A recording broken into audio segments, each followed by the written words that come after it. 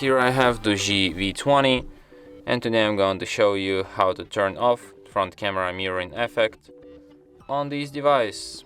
So firstly you have to open camera, then switch to the front camera, tap on the gear icon, and here you have mirror.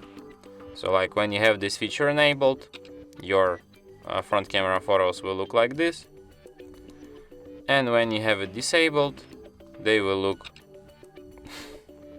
like this. So as you can see, these both pictures are mirrored. And that's it. Thanks for watching. If you find this tutorial useful, don't forget to hit that like button and subscribe to our channel.